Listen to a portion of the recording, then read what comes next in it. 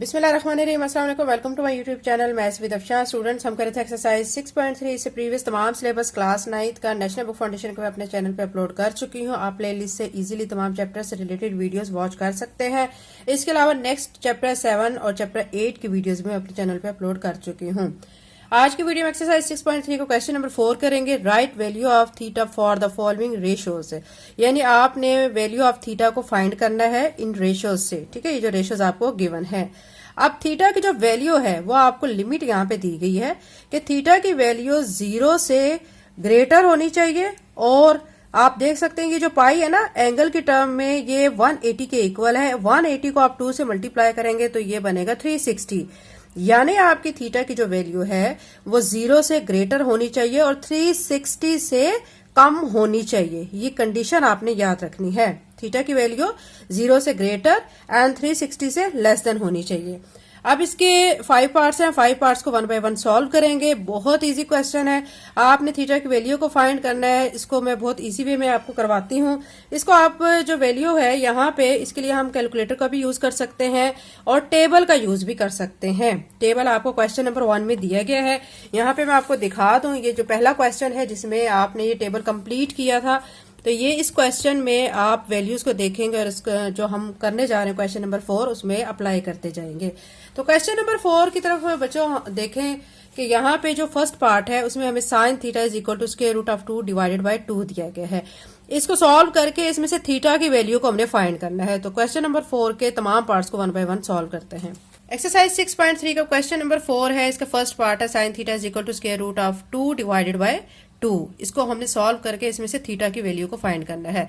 अब ये देखें बच्चों कि ये जो थीटा है इसके साथ साइन इधर मल्टीप्लाई हो रहा है। ठीक है, इसको हमने चूंकि थीटा की वैल्यू को फाइंड करना है, साइन को दूसरी तरफ लेके जाएंगे। जब दूसरी तरफ लेके जाएंगे तो ये साइन इनवर्स में कन्वर्ट हो जाएगा और यहाँ पे साथ आ जाएगा square root of 2 divided by 2। अब बहुत इजी तरीके से अब आप इसकी वैल्यू को फाइंड कर सकते हैं। यहाँ पे आप कैलकुलेटर का भी यूज कर सकते हैं। दूसरे आप ये कर सकते हैं कि जो आपका टेबल है उसमें आप देखेंगे कि sine square root of 2 divided by 2, वहां पर थीटा की कौन सी वैल्यू है, डिग्री की कौन सी वैल्यू है, तो आप वहां से टेबल से भी देख सकते हैं। तो मैं आपके सामने यहाँ पे शो कर देती हूँ ताकि आपके माइंड में कोई कंफ्यूजन ना रहे। हमने square root of 2 divided by 2 sine में देखना है। ये साइन है, ठीक है। यहाँ पे देखें ये square root of 2 divided by 2 है। आप देखें कि ये कहाँ पे आ रहा है, 45 डिग्री, यानी इस रेंज में इसमें थीटा की वैल्यू 45 डिग्री बन रही है। तो आप इस टेबल को देखते हुए यहाँ से वैल्यूज लिख देंगे। तो यहाँ पे फिर क्या लिख देंगे, 45 डिग्री। तो यहाँ पे आ जाएगा थीटा हमारा 45 डिग्री। ठीक है, नेक्स्ट में सेकंड पार्ट में आपको दिया गया है cosec theta is equal to -1। Again यहां से हमने थीटा की वैल्यू को फाइंड करना है। तो कॉसेक जो यहाँ पे है दूसरी तरफ जाएंगे तो ये किस में कन्वर्ट हो जाएगा, कॉसेक इनवर्स में, और यहाँ पे -1 आ जाएगा। यहाँ पे भी वही प्रोसीजर, आप कैलकुलेटर भी यूज कर सकते हैं और साथ में आप टेबल की मदद से भी देख सकते हैं। अब कॉसेक -1, ये देखें कॉसेक -1। अब टेबल की तरफ चलते हैं, मैं आपके सामने टेबल में शो कर देती हूँ। अब यहाँ देखें ये कॉसिक है, ठीक है। अब -1 देखें, ये यहाँ पे आ रहा है -1। यहाँ पे ऊपर चल के देखें कि यहाँ पे एंगल कौन सा है, 270। ठीक है, तो क्या लिख देंगे, 270 डिग्री। तो यहाँ पे आ जाएगा theta is equal to 270 degree. ये इसका आंसर आ जाएगा। ठीक है, हमने थीटा की वैल्यू को फाइंड कर लिया है। अब थर्ड पार्ट की तरफ चलते हैं। इसमें दिया गया tan theta is equal to 1। Again theta की वैल्यू को फाइंड करेंगे तो tan को दूसरी तरफ लेके जाएंगे तो ये tan इनवर्स में कन्वर्ट हो जाएगा, साथ में 1 आ जाएगा। अब tan इनवर्स 1 आपने क्या करना है, टेबल में देखना है कि tan 1 वहां पर थीटा की वैल्यू क्या है। तो टेबल में देख लेते हैं। यहाँ पे आपके सामने टेबल शो कर देती हूँ। ये tan है और इसमें हमने देखना है कि आप देख सकते हैं कि tan 1, ये tan और यहाँ पे देखें 1 है। इसके ऊपर देखें डिग्री कौन से आ रही है, 45 डिग्री। थीटा की वैल्यू 45 डिग्री। तो यहाँ पे हम लिख देंगे 45 डिग्री। अब 4 पार्ट की तरफ चलते हैं। यहाँ पे दिया गया secant theta is equal to square root of 12 divided by 3। इसको भी हमने सॉल्व करना है, थीटा की वैल्यू को फाइंड करना है। तो सीकेंड को यहाँ पे लेके जाएंगे तो ये सीकेंड इनवर्स हो जाएगा square root of 12 divided by 3। ठीक है, अब यहाँ पे बच्चों हम इसको ना सॉल्व कर सकते हैं, इस पार्ट को। इसको पहले हम सिंप्लीफाई कर लेते हैं, उसके बाद फिर हम इसकी वैल्यू को देखेंगे। अब स्क्वायर रूट ऑफ 12 है। अब 12 को हम किस तरह लिख सकते हैं, 2 2 4 4 3 12 ऐसे लिख लेंगे, नीचे 3 एज इट इज आ जाएगा। ठीक है, नेक्स्ट स्टेप में क्या करेंगे कि ये सेकंड इनवर्स तो साथ ऐसे ही आ जाएगा और यहाँ पे 2 इसका क्या हो जाएगा, स्क्वायर हो जाएगा और 3 सिंगल होगा और नीचे 3 हो जाएगा।